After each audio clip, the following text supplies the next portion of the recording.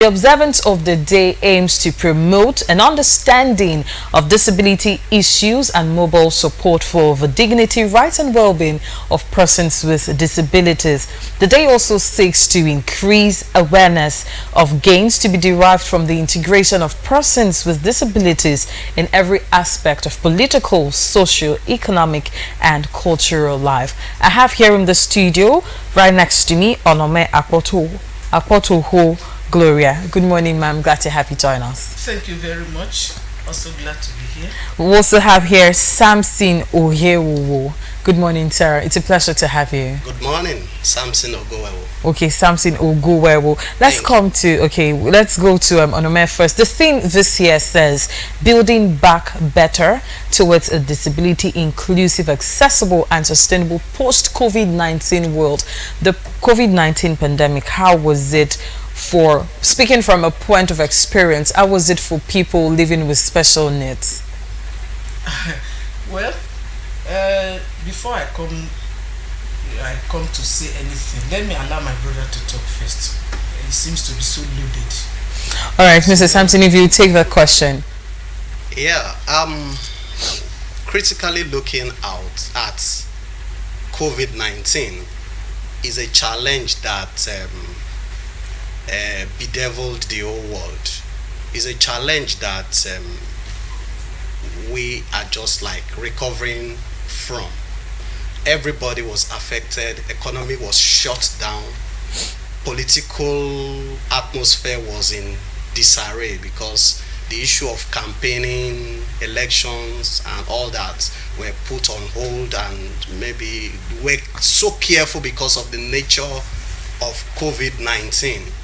Having said that, persons with disability have a special need. For instance, a visually impaired person, maybe generally known as a blind person, will definitely need assistance. And in a course of COVID-19 where social distance is talked about, how do you maintain social distance in assisting a visually impaired person?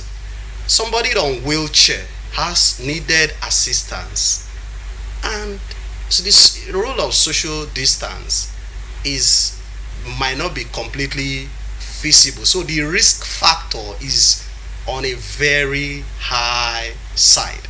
Having said that, the team, he said building back. Yes. That means there was something in place before you have to build it back. Yeah. So now we want to build back, and that should even be the international community, because they have something in place that they have to build back. But maybe we'll say we want to build, not building back, because we never had a very good structure in place for persons with disability. Maybe I should leave it at this point for now. Thank you.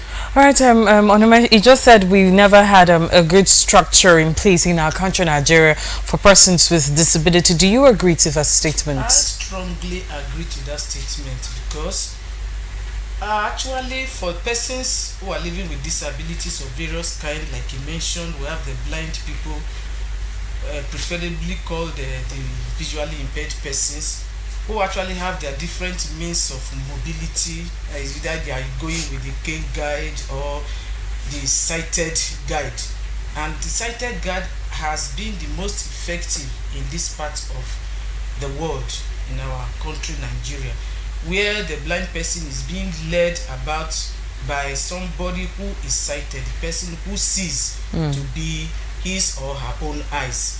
And like he said, if COVID-19 has brought in so much problems and pains, asking me and you to live so far from each other, then how do I, the blind person, get any help from the person who is supposed to help me, and he or she is being asked to maintain a social distance, stay far away from me? Then we are even talking of the blind person. What about those people on wheelchair, those people with deformed legs, who must need assistance? In fact, I want to believe and let everybody know that every form of a disability affecting anybody leaves you to be helped. Therefore, even those that are mentally retarded people cannot even do anything on their own. They need to be helped. But if people are meant to be far away from them, keep distance from them, they get the needed help. But again, like he said, that we never had anything we are even going to build back on in this part of the world. It's very correct. With no apologies and with no offense to anybody, Nigeria has never had anything to build back. Rather, we are preaching and pleading and hoping to have something we want to build on. We want to start something new. We want to start something that will be able to benefit all our persons who are living with disabilities. All right, thank you so much. And before we wrap up, for want of time, Samson Owowewo, what more can we do as a people just to aid the theme of this year, bringing building back better, a disability inclusive, accessible, and sustainable post-COVID-19 world? As a people, as individuals, ourselves, what can we do to aid those with special needs? Yeah, thank you very much for that question. Like I said, one of the most important thing I think we should do is there should be a law that protects the rights of persons with disabilities. There should be a consciousness of everybody that, like for instance, I heard the engineers come to speak, civil engineers and all that. At the time of designing a building, they should be conscious that there is somebody who will be on wheelchair to use this place. Now we are in Delta Broadcasting Service here, and we are talking. The news that is going on is supposed to have an interpreter that signs for the hearing impaired, for the deaf person to hear. If the management of DBS or government cannot provide for that, we can service clubs like Rotary Club, Lions Club, and others, or well-meaning individual can come to the aid of the station to assist an interpreter to be signing the news so that the deaf people can get that communication. Then, having said that, recently, I think 2019, the law protecting the rights of persons with disability was signed by the President of Nigeria, President Muhammadu Buhari, and a commission was set up in Abuja. So we are appealing that same law should be domesticated in Delta State here and other states. Having said that, I also want to add that religious bodies should also be conscious of accessibility of wheelchair, braille materials for the visually impaired. There are maybe Sunday school manual, other literatures they use. They should make it available in braille format or audio format so that a blind or visually impaired person can have access to this. Likewise, our universities, our tertiary institutions should also follow same. So after the law, the place of implementation has to boil down to individual.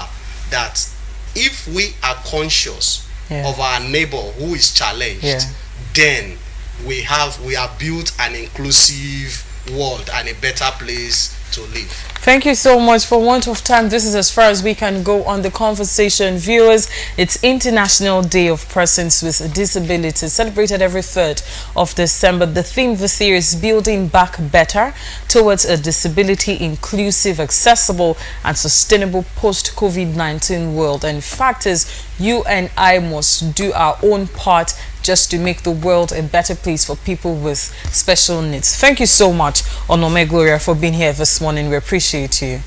Thank you so much, Samson Ogowewo, for finding time to join us this morning. Thank you. Do have a blessed day ahead.